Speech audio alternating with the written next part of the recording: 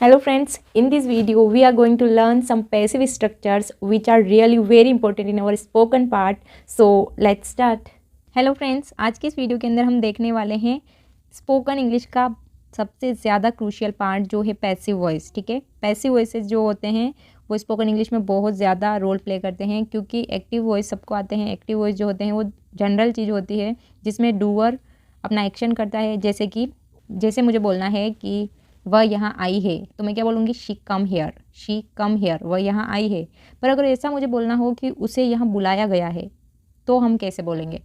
तो passive voice जो होते हैं वो हम तब यूज़ करते हैं जब या तो हमें सब्जेक्ट का पता नहीं होता कि कौन कर रहा है काम। जैसे कि मैंने बोला अभी कि उसे यहाँ बुलाया गया, तो उसे यहाँ किसने बुलाया है वो हमें नहीं पता है, तब हम इसको पैसिव वॉइस में बोलेंगे। ठीक है, और या फिर हम पैसिव वॉइस का तब यूज़ करते हैं जब हमें जो काम करने वाला है, जो डूअर है, उससे ज़्यादा हमें एक्शन पे फोकस करना हो। ठीक है, जैसे कोई काम होता है तो उस पर अगर हमें फोकस करना हो तब हम पैसिव वॉइस का यूज़ करते हैं। तो देख लेते हैं इस वीडियो के अंदर कैसे हम पैसिव वॉइस का यूज़ करते हैं स्पोकन में।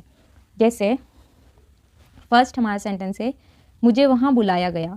ठीक है, वो खुद नहीं आया है, उसे वहाँ बुलाया गया है, तो हम क्या यूज़ कर देंगे, I was called there, I was called there.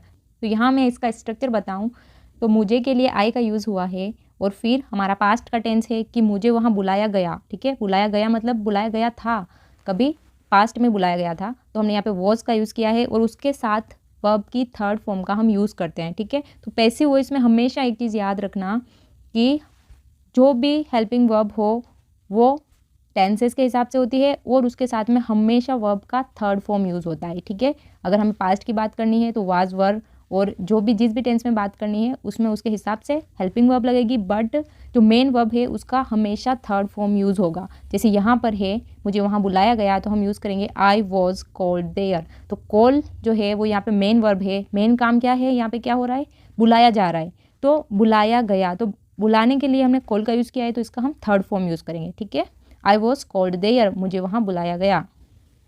Next one is, मुझे ज़बरदस्ती वहाँ से निकाला गया, मुझे ज़बरदस्ती वहाँ से निकाला गया, तो मुझे के लिए क्या यूज़ करेंगे, आई, फिर निकाला गया मतलब पास्ट में हो गया है कुछ भी, तो यहाँ पे हम वॉज का यूज़ करेंगे, आई वॉज, फिर forced out of their. Forced out का मतलब क्या होता है, ज़बरदस्ती किसी को निकालना, तो यहाँ पे हमने फोर्स का थर्ड फॉर्म यूज़ किया है, फोर्स्ड, फिर आउट ऑफ देयर, मुझे वहाँ से ज़बरदस्ती निकाला गया। नेक्स्ट है, उसे घेर लिया गया था या फिर उसे घेर लिया गया, तो हम था लगाएं या ना लगाएं ये अपने आप अंडरस्टूड है कि उसे वहाँ घेर लिया गया या फिर उसे घेर लिया गया मतलब हम पास्ट की बात कर रहे हैं, तो हम क्या बोलेंगे, ही वॉज सराउंडेड। सराउंडेड का मतलब होता है घेरना। ठीक है, सराउंड करना मतलब भीड़ द्वारा या फिर लोगों द्वारा उसे घेर लिया गया, तो ही वॉज सराउंडेड, उसे घेर लिया गया। ठीक है, नेक्स्ट वन इज़, यह मुझसे छीन लिया गया मतलब मैंने खुद नहीं दिया, मतलब मैंने खुद कोई काम नहीं किया, दूसरे लोगों ने मुझसे छीन लिया, पता नहीं है कि किसने छीना पर उससे छीन लिया गया, तो यहाँ पे है मुझसे यह छीन लिया गया या फिर यह मुझसे छीन लिया गया, तो इसके लिए हम क्या यूज़ करेंगे, it was taken away from मी। अब यहाँ पे किसी चीज़ की बात की जा रही है तो उसके लिए हम इट का यूज़ करेंगे। ठीक है, it was taken away from me. Take का यहाँ पे थर्ड फॉर्म यूज़ किया है हमने, जो होता है टेकन। टेक के तीनों फॉर्म क्या होता है, टेक, टूक और टेकन। ठीक है, तो it was taken away from मी, यह मुझसे छीन लिया गया। अगला है, उसे छोड़ दिया गया, उसे छोड़ दिया गया। ठीक है, तो यहाँ पर ऐसा हम देख सकते हैं कि पुलिस किसी को अरेस्ट करती है और फिर उसे छोड़ देती है, तो यहाँ पर हमने बोला है कि उसे छोड़ दिया गया, तो यहाँ पे क्या है, he was released, he was released, he फिर वॉज उसके बाद में वर्ब का थर्ड फॉर्म जो है छोड़ दिया गया मतलब रिलीज़ करना, तो रिलीज़ को हमने क्या लिखा यहाँ पे, रिलीज्ड, ही वॉज रिलीज्ड, उससे छोड़ दिया गया। ठीक है, और क्योंकि हम किसी से कॉन्वर्सेशन करते रहते हैं तो हमको पता होता है कि हम किस बारे में बात कर रहे हैं। जैसे कि आप और मैं कॉन्वर्सेशन कर रहे हैं तो हम किसी अक्यूज्ड की बात कर रहे हैं, जैसे कि अक्यूज्ड को पुलिस ने पकड़ा और उसे छोड़ दिया गया, तो हम अपने आप समझ लेंगे इसमें कि ही वॉज रिलीज्ड बाय पुलिस, क्योंकि हम बात कर रहे हैं ना, तो अपने आप अंडरस्टूड है वो कि हाँ पुलिस के द्वारा ही छोड़ा गया होगा। ठीक है, तो पैसिव वॉइस में कोई ज़रूरी नहीं है कि हम जो डूअर है उसको यहाँ पर मेंशन करें, वो अपने आप अंडरस्टूड होता है, और अगर किसी को हमको मेंशन करना है तो हम बाय लगा के उसके बाद में उसको मेंशन कर सकते हैं। ठीक है, नेक्स्ट वन इज़, उसे बुरी तरह पीटा गया, उसे बुरी तरह पीटा गया, तो यहाँ पर उसे हमने गर्ल के लिए ले लिया है, तो यहाँ पे शी वॉज बीटन ब्रूटली। और अगर हम लड़के की बात करें तो हम बोलेंगे यहाँ पे ही वॉज बीटन ब्रूटली, उसे बुरी तरह पीटा गया। अब यहाँ पे बीट का हमने थर्ड फॉर्म यूज़ किया है बीटन, और ब्रूटली का मतलब होता है कि बुरी तरह से, क्रूर तरीके से किसी को मारना, ठीक है। तो शी वॉज बीटन ब्रूटली, इसका मतलब है उसे पूरी तरह से पीटा गया। अगला है मुझे नौकरी से निकाल दिया गया, ठीक है, मुझे नौकरी से निकाल दिया गया, तो उसके लिए हम यूज़ करेंगे I was fired. I was fired. अब फायर्ड का मतलब होता है नौकरी से निकालना, ठीक है। तो यहाँ पर हमने सिंपल सेंटेंस यूज़ किया है आई वॉज फायर्ड। तो आप लोग ये सोच रहे होंगे कि यहाँ पर तो किसी जॉब वगैरह की बात नहीं की है, नौकरी से निकाल दिया गया तो यहाँ पे जॉब भी आना चाहिए, बट फायर्ड का मतलब होता है किसी भी जॉब से निकालना, ठीक है। तो हमने यहाँ पे सिंपली यूज़ किया है आई वॉज फायर्ड, मतलब मुझे जॉब से निकाल दिया गया।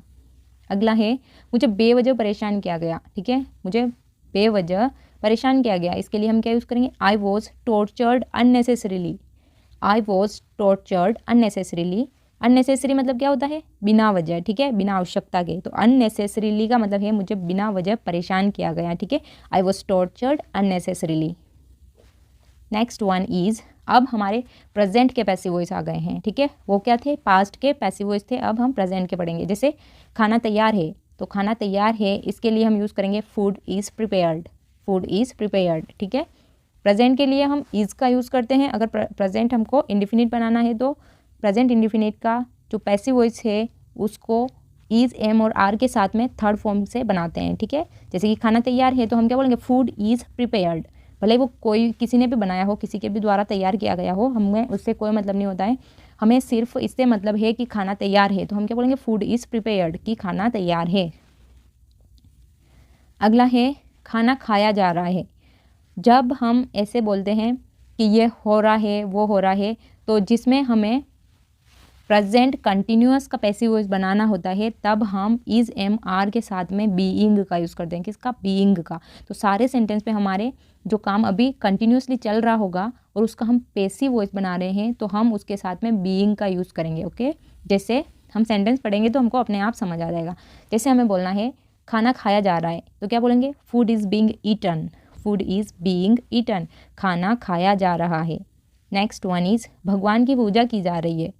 भगवान की पूजा की जा रही है मतलब प्रोसेस ऑन गोइंग है, और पूजा किसके द्वारा की जा रही है ये हमें नहीं पता, पर हमको बस इतना पता है कि भगवान की पूजा की जा रही है, ठीक है। तो हम क्या बोलेंगे God is being worshipped. Worship का मतलब क्या होता है, पूजा करना।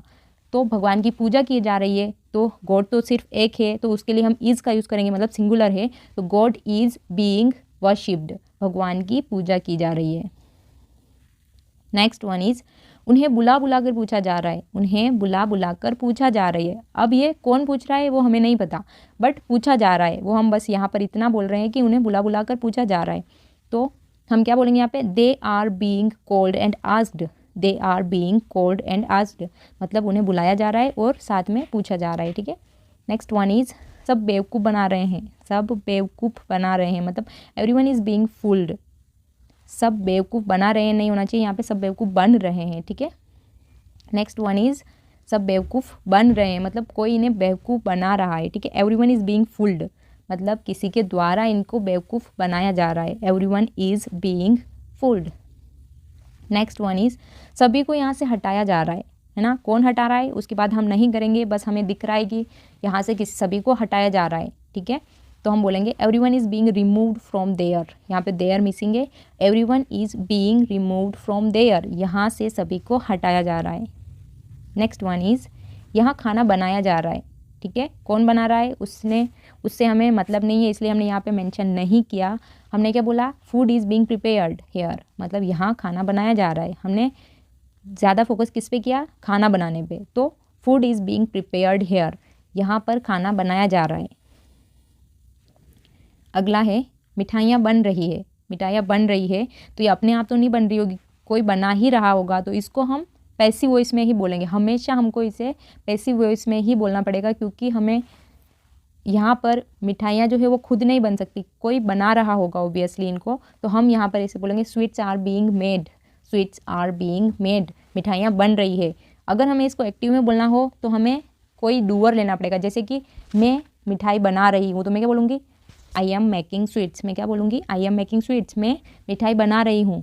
पर मुझे यहाँ पर नहीं पता है कि कौन बना रहा है, खाली मैं देख रही हूँ कि मिठाइयाँ बन रही है, वहाँ पे बहुत लोग हैं जो कोई भी बना रहा होगा, मेरे को नहीं मतलब उससे कि कौन बना रहा है, तो मैं सिंपली क्या बोलूँगी, sweets are being made, sweets are being made, मिठाइयाँ बन रही है। नेक्स्ट वन इज़ गाने गाए जा रहे हैं, गाने गाए जा रहे हैं। जैसे कि आज की मैं बात करूँ तो आज रिपब्लिक डे था, तो हम ऐसे बोल सकते हैं ना किसी को कि वहाँ पर स्कूल्स में और इनमें गाने गाए जा रहे हैं, खुशियाँ मनाई जा रही है, मिठाइयाँ बनाई जा रही है। तो हम इनको कैसे एक्सप्लेन करेंगे, तो हम किसी दूसरे को एक्सप्लेन कर रहे हैं तो हम तो ऐसे ही बोलेंगे ना, सॉन्ग्स आर बीइंग संग, वहाँ पर गाने गाए जा रहे हैं, सॉन्ग्स आर बीइंग संग देयर, वहाँ पर गाने गाए जा रहे हैं, ठीक है। नेक्स्ट वन इज़ मुझे डराया जा रहा था। अब यहाँ पर हम पास्ट की बात कर रहे हैं और पास्ट में भी पास्ट इंडिफिनिट की बात कर रहे हैं, ठीक है। मुझे डराया जा रहा था, तो यहाँ पर हम क्या बोलेंगे, आई वॉज बीइंग इंटिमिडेटेड। यहाँ पर बीइंग मिस है क्योंकि हम यहाँ पर कंटिन्यूस की बात कर रहे हैं, तो यहाँ पर हमारा आई वॉज बीइंग इंटिमिडेटेड होना चाहिए। क्या होना चाहिए, आई वॉज बीइंग इंटिमिडेटेड, मतलब मुझे डराया जा रहा था। इंटिमिडेटेड का मतलब क्या होता है, डराना, ठीक है। नेक्स्ट वन इज़ वहाँ तुम्हें बहलाया जा रहा था। हम किसी को बोलते हैं कि यार तुम वहाँ पे क्यों रुक रहे थे, वो लोग तुम्हें बहला रहे थे, मतलब तुम्हें बहलाया जा रहा था, तो हम इसको इंग्लिश में कैसे बोलेंगे, you are being seduced there. Seduced का मतलब होता है बहलाना, फुसलाना, है ना, बेवकूफ़ बनाना। इन द सेंस हम बोल सकते हैं you are being seduced there, you are being seduced there, तुम्हें वहाँ बहलाया जा रहा था। नेक्स्ट वन इज़ तुम्हें वहाँ बेवकूफ़ बनाया जा रहा था, ठीक है, मतलब तुम्हें बेवकूफ़ बनाया जा रहा था, तो हम बोलेंगे you are being fooled there, you are being fooled there, तुम्हें वहाँ पर बेवकूफ़ बनाया जा रहा था, तुम्हें पागल बनाया जा रहा था। नेक्स्ट वन क्या है, सामान बेचे जा रहे थे, मतलब कोई बेच रहा होगा पर हम किसी को बोल रहे हैं कि हाँ मैं वहाँ पे गई थी मेले वगैरह में, तो वहाँ पे सामान बेचे जा रहे थे, तो क्या बोलेंगे, goods were being sold, goods were being sold, सामान बेचे जा रहे थे। और अगर हमें बोलना है कि वहाँ सामान बेचे जा रहे थे, तो हम क्या बोलेंगे, goods were being sold there, ठीक है। वहाँ के लिए हम यहाँ पे देयर का ऐड करेंगे। अगला है क्रिकेट खेला जा रहा था, तो इसको हम कैसे बोलेंगे, क्रिकेट वॉज बीइंग प्लेड। अब किसी ना किसी के द्वारा तो खेले जा रहा होगा, तो यहाँ पर हमने डूअर को नहीं बताते हुए यहाँ पे हमने मेन जो एक्शन है उस पर हमने फोकस किया है कि खेला क्या जा रहा था, क्रिकेट।